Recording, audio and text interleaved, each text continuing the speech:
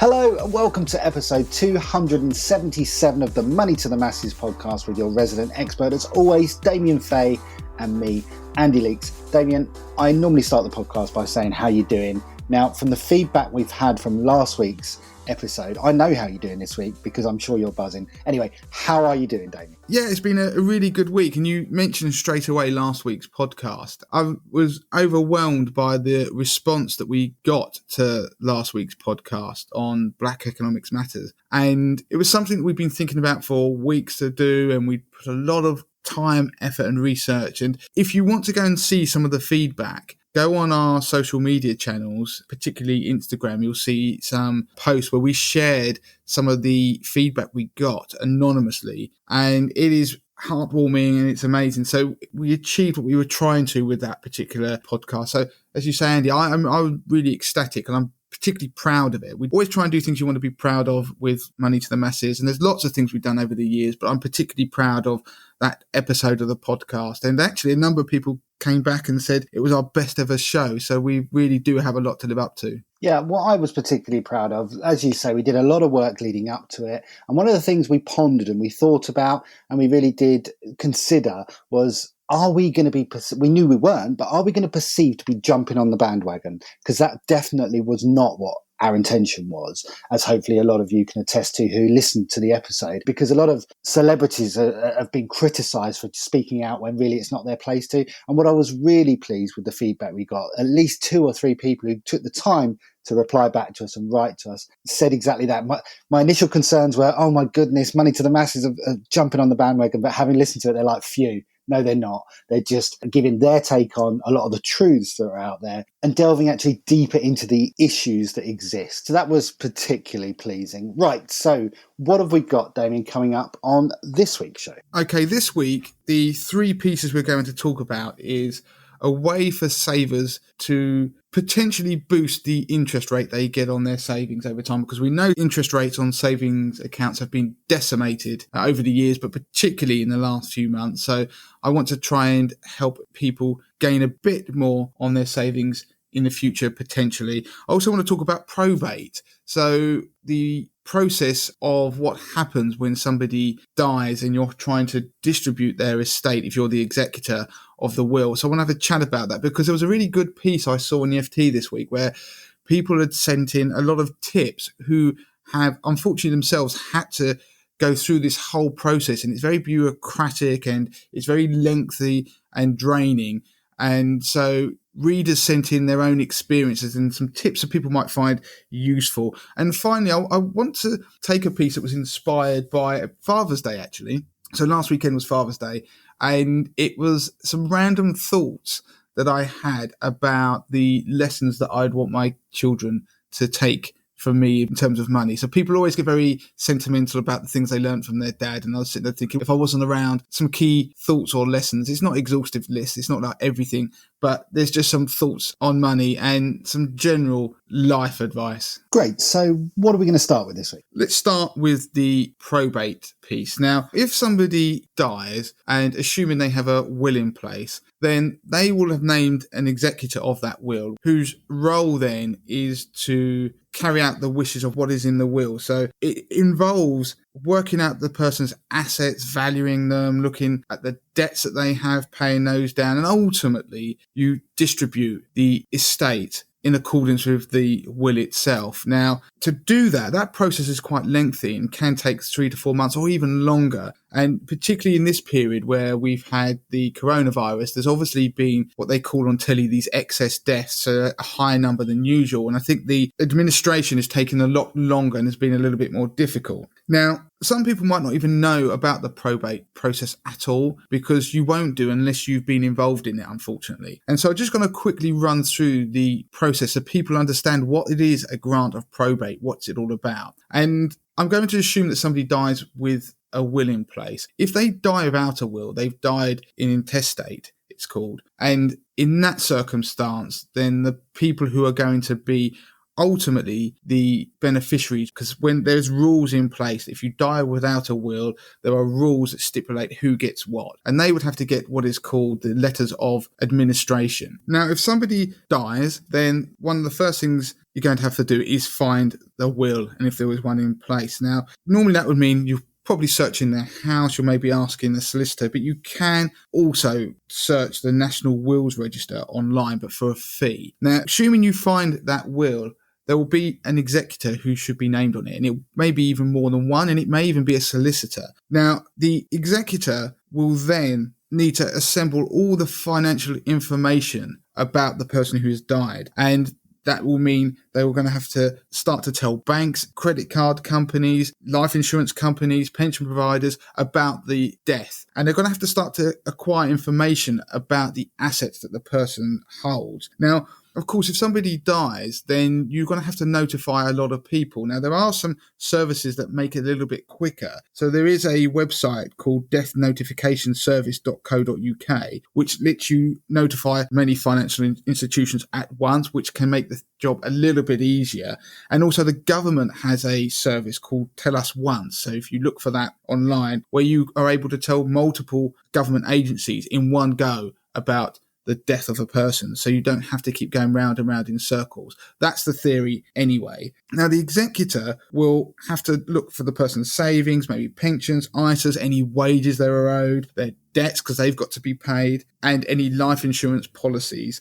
Then they will have to try and value a lot of that stuff. Now, to get something valued, for example, a lot of people's estate is wrapped up in properties. It may be their home, and they're going to have to try and work out if the estate is liable to inheritance tax. Don't forget, for a single person, the inheritance tax threshold is £325,000, and it doubles to £650,000 for a married couple. Anything above those levels, you will be liable to inheritance tax. Now, you can get help from maybe a solicitor or an accountant who'll be able to tell you the exact rules. And in fact, there's lots of information online, and we have a number of articles ourselves that talk about that. Now, once they've worked out the value of the estate, and like I said, you might have to get a surveyor to help with the valuation of the property, particularly if it's an expensive property that's going to push the estate above that IHT, that inheritance tax threshold. Once you've got to that stage, you can then start to apply for a grant of probate online, and that grant of probate will then allow you to start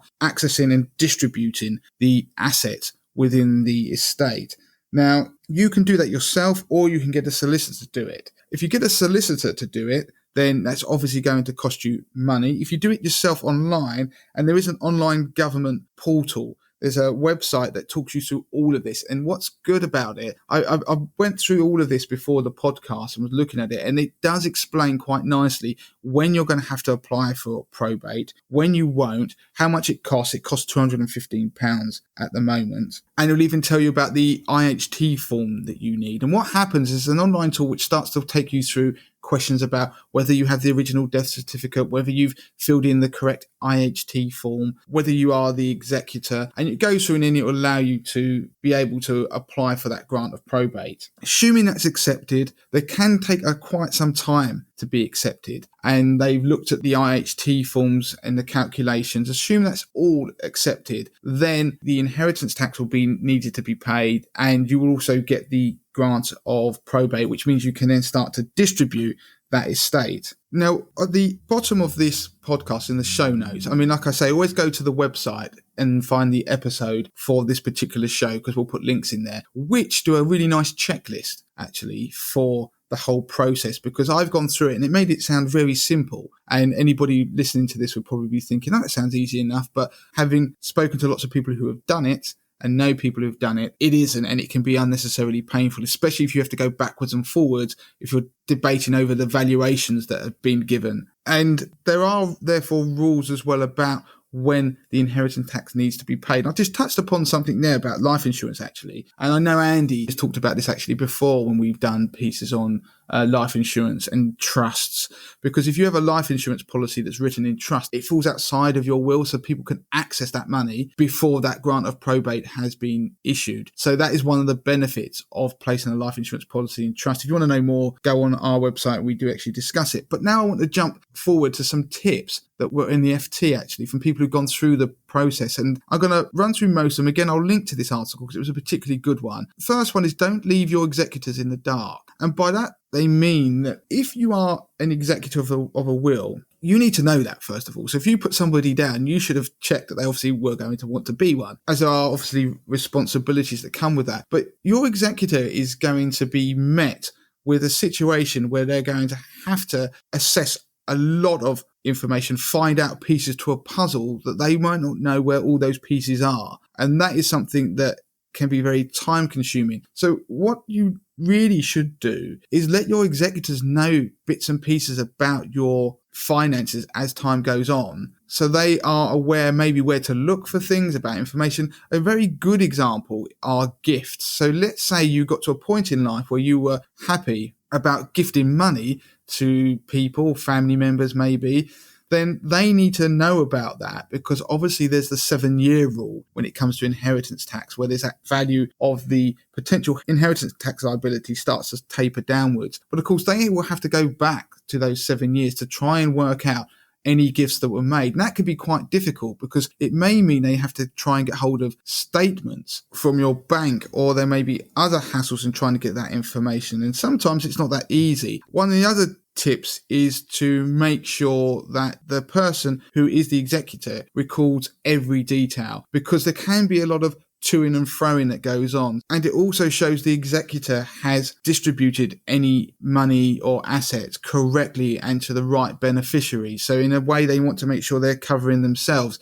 So you can't make too many records. You want to make sure that everything is noted down when it comes to valuations, where they came from, who made them. The other thing is people saying about how long the delays are. And it takes a long time sometimes for this to go through. And we're talking about months. In an ideal world, it should only take 4 to 8 weeks to get a grant of probate. But of course, we're not in an environment where the system is working anywhere near at its optimum. Another tip is get lots of death certificates. And of course, they do cost money. They're probably £10 to £12 each. And you'll be so many different institutions who may ask for a copy of it. So arm yourself with plenty of death certificates when you're going to do it. There was another interesting point somebody made about lasting power of attorney. So they had one for somebody who was alive. So it meant that they were able to control and sort out their finances. But when that person died, of course, that lasting power of attorney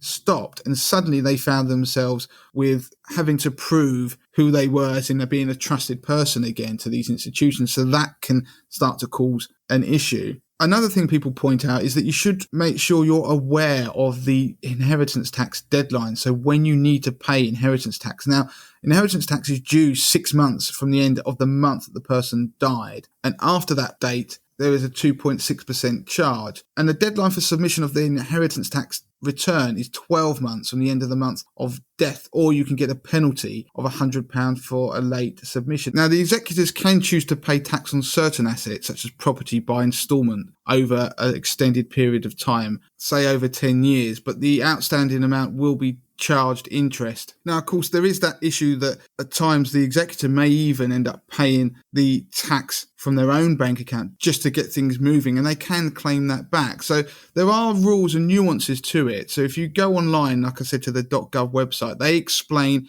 when and how the inheritance tax has to be paid on assets. You need to make sure that you're aware of that, otherwise you could fall foul of it. And the other 2 points are based around costs. So negotiate legal costs. So obviously solicitors can be expensive. You can do a lot of this yourself, but it can obviously become tiresome and complicated. But you can save money by doing it yourself. There were some online will writing services, if you remember, that started to put themselves as executors. And that was because they could then charge a fee. And normally it was like about 2.5% of the estate. And that got a lot of bad press, and they started to unwind that. So if a solicitor ends up being an executor of the will, you're going to have to be prepared that that is going to cost money. Now, the final thing is the valuations themselves. There have been people writing saying how companies are charging them extortionate amounts of money just to value, say, a portfolio of shares or something similar. And they've gone back and argued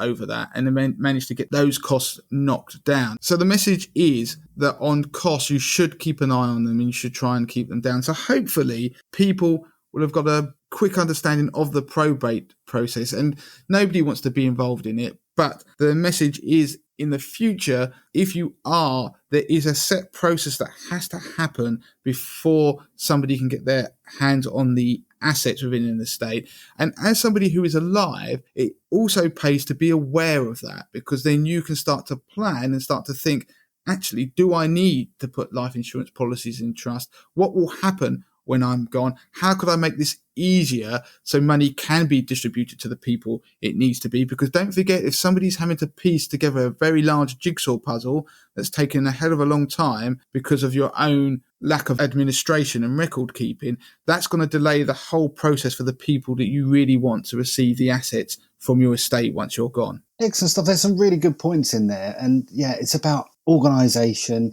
And no one wants to do admin, do they? But obviously, when it comes to your family and knowing that they're going to be looked after properly once you're gone, it's definitely worth putting in the effort. And you mentioned earlier, Damien, about those online will writing services.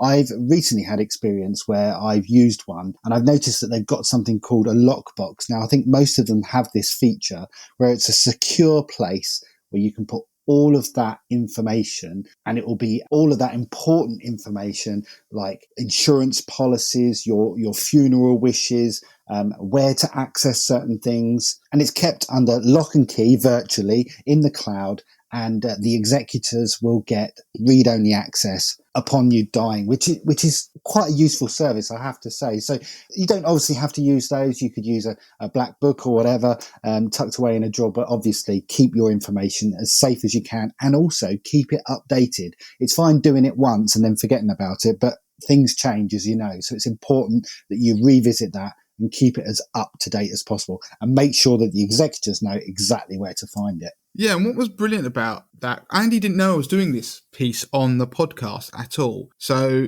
when I was explaining before the show what we were going to do, he was just explaining to me that he'd been doing, looking at will writing services, and as he said about this lock box. And I, funnily enough, had said to him, one of the things is that years ago, I remember thinking about trying to create something that was almost like a book that people could have like a black box on a plane. When it crashes, they go and find out to get all the information they need to be able to work out what's happened. We need equivalents so people get the information and work out the assets you have, the different accounts, policies, pensions, whatever it is, to make the whole process easier. Of course, there is a risk, though, where you put that all in one place, say somebody broke in and stole it, then they would have a lot of information about you, which is why I've never done it. But personally, people should be able to keep these records. And it was great to hear that there are online services that are now providing that alongside the will itself. And as Andy said, Andy started reading off some of the bits and pieces they were suggesting you put in there. And I mean, what were they, Andy? There was so much stuff in there, stuff that I wouldn't even think about. I mean, for example, access codes to alarms, details of certain providers like content insurance, council tax, because all of these things would potentially need to be cancelled if you're no longer here. Utilities, landline providers, pet insurance details, social media logins, vehicle information, insurance details on vehicles, and even as far as your actual funeral wishes themselves. This is somewhere that you could store all that information for your executors to access when they needed it. Okay, so let's move on to the next piece. Now, savings is a hot topic at the moment. There's not a lot of good news for savers with interest rates being so low. So, Damien, you're going to do a piece on how to potentially maximise those. Yeah, so this is something that is an interesting concept, and I've seen it called a bond ladder, a cash ladder. But the idea is that in the investing world, something called a bond ladder was used or is used by professional investors.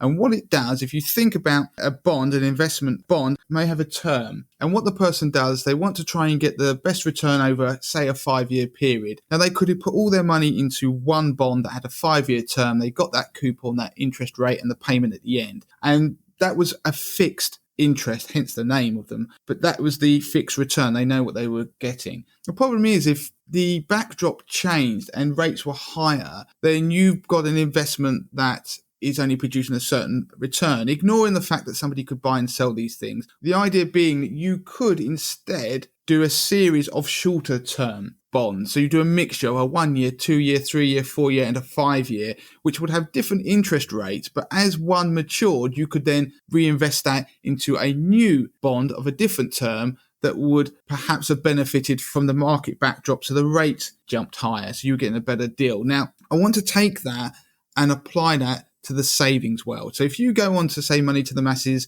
and look at our best buy tables, what people are doing now, they will go along and they will sit there and think, I need the best interest rate I can get. So they may be drawn to fixed rate savings bonds. The way they work, it's you give the money over to the bank or building society, and then they will give you an interest rate for a term, say it's 5 years. So at the end of that 5 years, your rate will have been the equivalent of, at the moment, only just over 1%. In fact, it's about 1.4% for a 5-year savings bond. Now, that's great, but 1.4% isn't the best interest rate in the world. When I say it's great, because you know what you're getting and you're trying to shop around, but you're locking yourself in on those products. You are actually being stuck in there for 5 years with an interest rate that could, in just 12 months, 2 years' time, be the worst in the market rather than the best as it currently is, because the backdrop has changed. The Bank of England might have to ramp up interest rates because of inflation, and banks and building societies might increase their offerings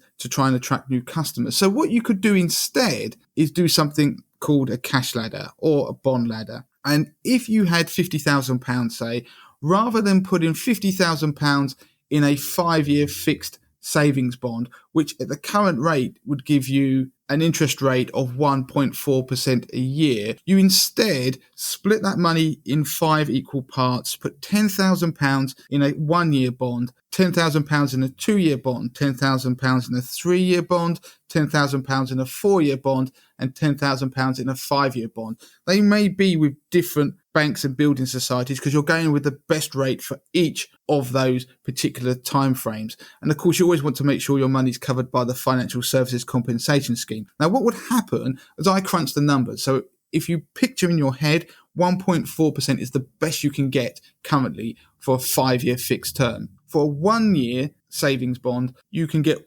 1.01%. That goes up to 1.16% for 2 year, 1.3% for 3 year, 1.35% for 4 years, and 1.4% for 5 years. So if you did as I described and split that money, then if you work out what you would have got on each bond and worked at the total interest on each pot and add it together, then at the end of year 1, you would have £50,622. This is with the current live setting at the moment, with the best rate. That would give you a first year interest rate of 1.244%. So it's lower than the 1.4 if you'd locked your money away. But what happens is after the first year, that 1-year savings bond matures, you get your cash back. Then what you do is you put that in another 5-year savings bond. And so what you've got then, if you look at your savings pot, you've got yet again a bond that's maturing in 1 year's time, 1 in 2, 3, 4, 5. You keep repeating that process. So each year you will have a savings bond that matures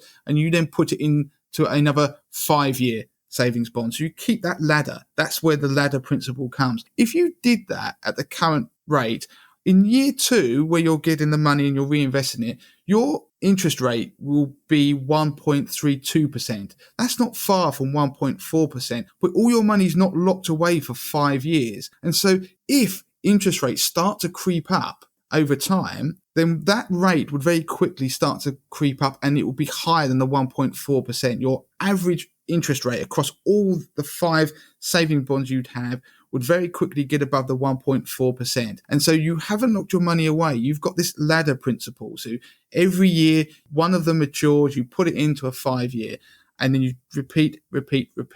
And so as interest rates go up, your saving rate goes up, and you won't be sitting there thinking, I'm locked into a product now with a low interest rate. The obviously downside is if interest rates kept falling and the products were getting periodically worse every year, you were never getting more than 1.4% on a 5-year savings product, then this system doesn't really work. But when you think about it, we are at a point where savings rates have never been lower in the history of finance, basically. So things can't really get any worse. So I'm throwing this out there to people so they can look at the concept, they can look up the idea of this savings ladder. It is a way where you allow a bit of flexibility into your savings So you may potentially be able to take advantage of the better rates that exist now in fixed rate savings products, but you maintain an element of flexibility so the rates can go up. I love that. I've never thought of the concept of being able to do that almost like a relay race, whereas one comes in, the next one goes on, and you're just adding the 5-year at the top of the ladder. I think that's a really good concept. Like you say, bit of risk if it goes down, but interest rates are so low. Why wouldn't you do it? And if you need that 10 grand cash each time it matures, then you've still got access to it and you're not locked away. Love it, Damien. Right, what have we got for the last piece on this pod? The last piece was inspired by Father's Day the other day. So it was Father's Day on Sunday. Like lots of dads out there, you probably either were pampered or you were desperately using it as an excuse to try and be left alone and hide and maybe read a book for 5-10 minutes rather than having to be hounded by your dear children. But of course, we love our children dearly. So while I was sitting there pondering things, I did start to reflect on life and it's great being a dad and what you'd like your children to learn in life and everything. And of course, if you're not around. So it got me reflecting on some of the lessons that you see these very poignant posts that people talk about what they learned from their dad. So I thought, do you know what? I'm going to do a quick piece on the podcast. Perhaps some of the lessons I would probably like my children to have learned from me or to pick up. This isn't a complete list. This is just some random musings almost about the way I think maybe money works or career, business and life generally. So I'm going to just start rattling through them. And I mean, the first one is don't live a champagne lifestyle on a lemonade budget by using credit cards. So if I wanted my daughters to learn anything from my mistakes, it is not to indulge in using credit for things you don't want, so being frivolous, as I did when I was young, buying things you don't need, not taking that time to assess that, maybe a 2-day, 48, 72-hour waiting period before you bought something, getting wrapped up in that consumer world. If you want to live a champagne lifestyle on a lemonade budget, you need to do it being smarter, live within your means, plan. If you can't quantify stuff, you can't control it. And so I would always say to them, you need to learn about the money you've got coming in, the money you've got going out. Learn to start to budget from an early age. It doesn't mean that life has to be boring. You're making a spending plan. You're being deliberate. Be deliberate about everything that you do in life is my view. So if you want to go on holiday, save towards it. Credit cards are debt cards. Use them as such. They are incredibly useful, particularly for cash flow. But don't live on them. Don't live on debt. At some point, your debt has to be repaid. Always remember that. But the other thing I'd like them to probably learn is that they think of life and wealth really like a bath. There are the taps you turn on to fill it up, and there's a plug hole there that's draining the water. If you want to fill it up, you've got to put the plug in. So that might mean being a little bit more frugal, but being frugal in itself won't make you wealthier. It won't make the bath fill up. It's about turning on the tap faster. It's about looking at how much money you earn, possible income streams that you might be able to generate, whether you can get paid more or not. Maybe you might want to start a business. You have to focus on what you're earning as well as what you're spending. There is a tap that you can turn on faster, and how you might do that, it may be qualifications. When I grew up, I always focused on qualifications to be a cornerstone of me trying to be able to go up the ladder, maybe to be able to build wealth. If you have qualifications, it's very difficult for companies to overlook them. You do occasionally get the door opened when you maybe never did before. So I always had a contingency plan of what I might be if what I was doing didn't work out by plugging away in financial qualifications, which is what I did. I mean, I didn't plan to be on a podcast or running money to the masses. I planned, you know what, if I can learn as much as I can, knowledge is power in a lot of things. And if you can understand it and become good at it and become an expert at something, whatever it is in life, if you do it and you become an expert, you have a greater ability to try and earn money from it. And I would say to them, try and do what you love. If you do what you love and it happens to become your job, it's less of a chore. And the reality is not everybody will make lots of money out of doing what they love. But the thing I would also say to them is some of the richest people I've ever met have also been among the most unhappiest in their private lives because the obsession was about gaining wealth rather than being happy. Money does oil the wheels of life. It does make things easier, but money doesn't make you happy. And the journey is actually the reward in itself when you're trying to do something. If you make money the ultimate goal, you'll never really achieve what you want because you never get as far as knowing when enough is enough. Money will come along if you do something that you really love. And I believe that. I mean, one of the best quotes I ever saw was, if you want to be a millionaire, help a million people. If you go through life trying to problem solve and solve problems for other people, then inevitably the rest of it will follow. If you become obsessed about money, you start to make the wrong decisions. One of the things that I learned very early on was you do things for the right reasons, not for money or for profit. And I've stuck with that throughout this journey, because it means that you keep that integrity. And if you do things for the money, very quickly, when things go wrong, life becomes tough. If you do something because you love doing it anyway, and you were going to do it whether you were being paid a lot of money or not, then you'll be able to battle through those periods, those down periods, which you will inevitably have. The other thing I'd say to them is, you're never too young to save or invest. As soon as you get your first job, start to try and save a small amount of money. Think about the long term as well as the short term gratifications. Sort of plan ahead. It's not about saying you've got to put 10, 20% of your salary away each month. You might not be able to do that, but even if it's 1, 2%, then just try and increase that over time, because you need to be able to become self-sufficient. You can't rely on the state to look after you forever. State pensions, I don't believe my children will get a state pension. You need to understand the effect of compounding and compound interest. There's a famous phrase that says, those who understand compound interest earn it, those who don't pay it.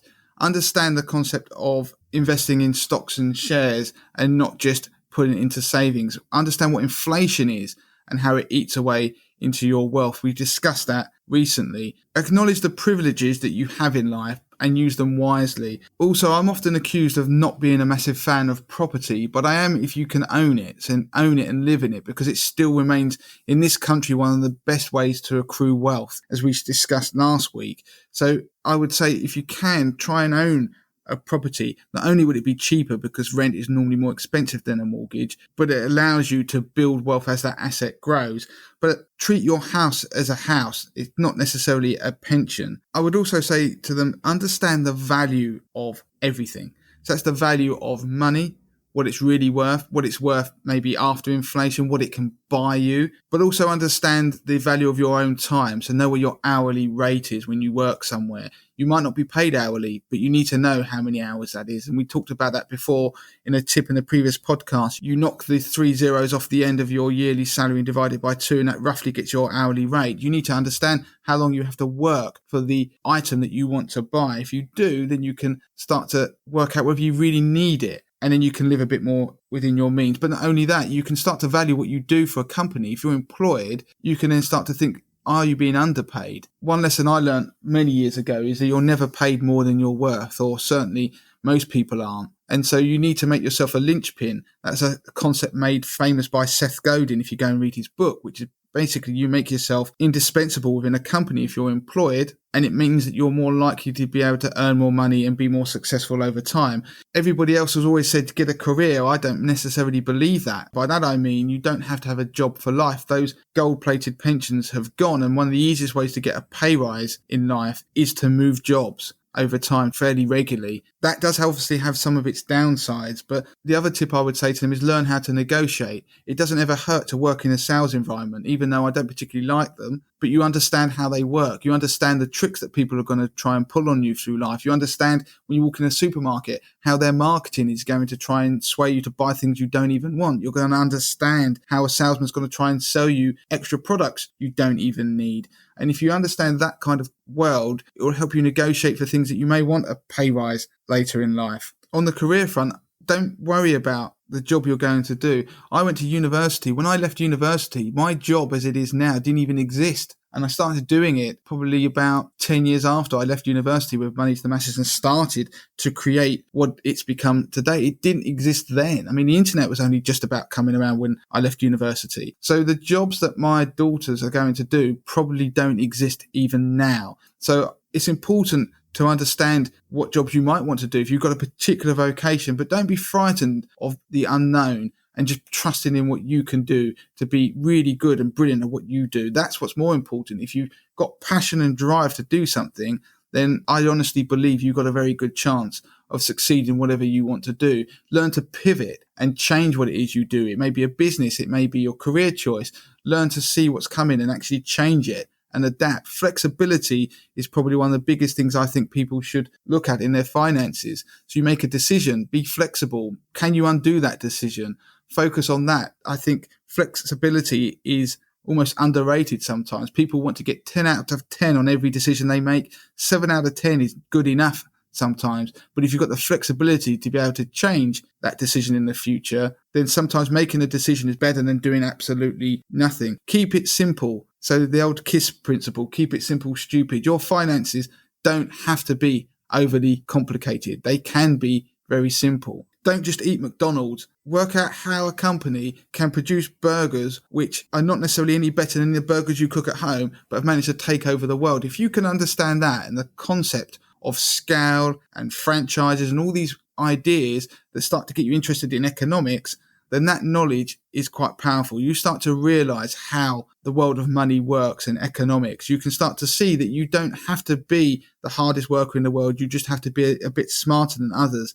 And there are some incredibly brilliant people out there who've written books about the subject. Read them, learn them, try and work out as much as you can. You don't have to be a guru on it. You just have to understand more than the average person. Focus on the long term rather than just the short term. And by that, I mean, whether it's investing, whether it's your job, focus on the long term goal and the benefit rather than the short term. I've done loads of jobs that I didn't necessarily enjoy at the time and worked with people who maybe weren't the best people to have worked for in terms of the way they treated people. But I could see I was learning something on the way to something that was far better. Keep focus on that principle, that what you're doing today, you may only be 18. And I mean, my children are much younger, obviously, but when that age, think of it as building a brick by brick to the house that they might want later in life. And if you do that, sometimes that gets you through the grind, the job you don't like. I mean, we've all done jobs. Andy's got a job list as long as his arm. We've all done jobs that we might have found difficult or didn't like. And you have to focus on that long-term aim. Don't compare your journey to somebody else's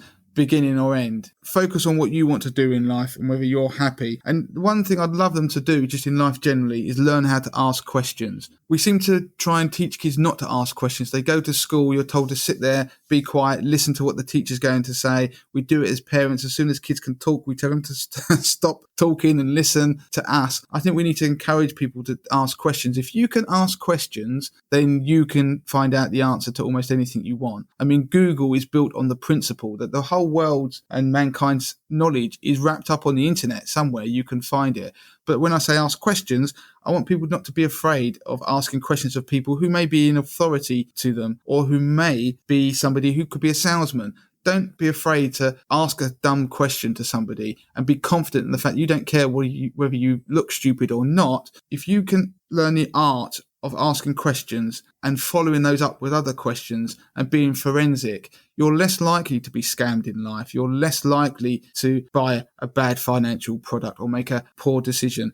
So learn the art of asking questions. And finally, my other tip would be to them is don't listen to a word I've just said, because fundamentally, the only way you go through life and learn anything, and it's been shown, is if you make your own mistakes. Don't be afraid to make mistakes. Don't be afraid to fail. You will fail. You'll fail over and over again, but that is part of the process. So yeah, make your mistakes, learn from them and move on. So there you go, Andy. That was a bit of a sort of Father's Day view on what I wanted them to learn in the world. That's brilliant stuff. I mean, David, you do realise you've just spent the last 10 minutes giving some really insightful information on the advice that you would give.